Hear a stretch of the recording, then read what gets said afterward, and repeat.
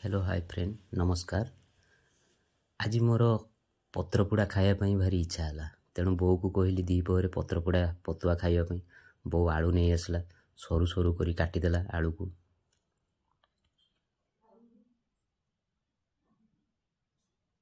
तापर पियाज भी आनले दुईटी पियाज को पूरा सरू सरू करी काटी दिया गला।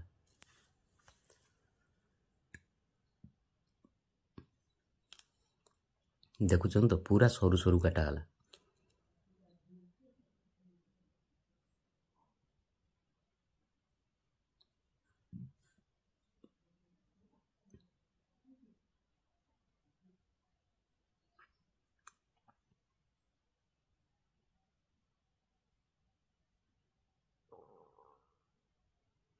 तापर रसुण पाखुड़ा किसी अणागला 5-6 पाखुड़ा 5-6 पाखुड़ा को चुपा छड़ी से पियाज आलू सहित पकई दिगला।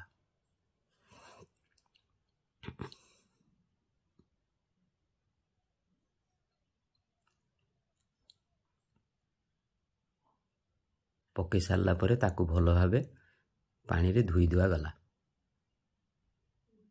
तापर बिलाती अणागला, बिलाती की भी पूरा सरू सरू करी काटी दिगला।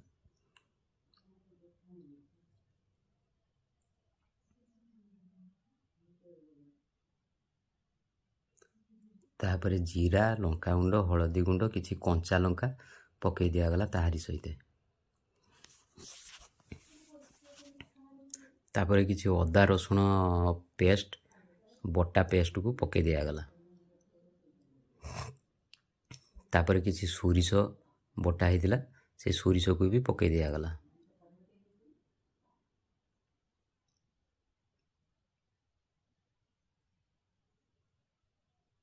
तापर किसी सोरिष तेल ता सहित मिक्स करागला। ताकू भल भाव चकुटी दिगला।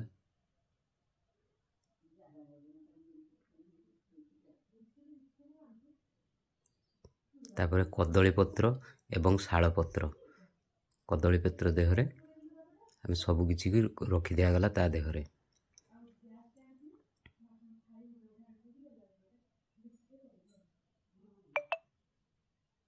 रखी सारा पर तापर कुंची काठी ताकू भल भाव टिपी दिगला।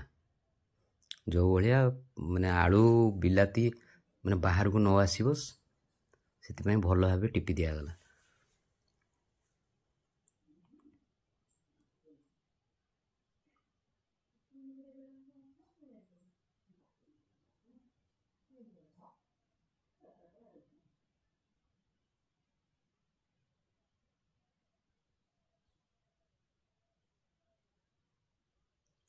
टिपिबा ए सरीगला।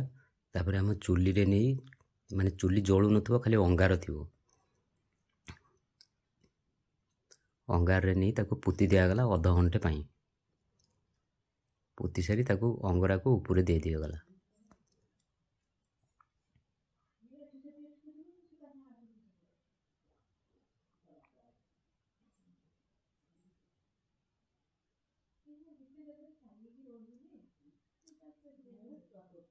आधा घंटा पर खोली दिगला। ताकू खोली सारा पर देखो पत्रपोड़ा पूरा रेडी पूरा प्रस्तुत हो जाइए।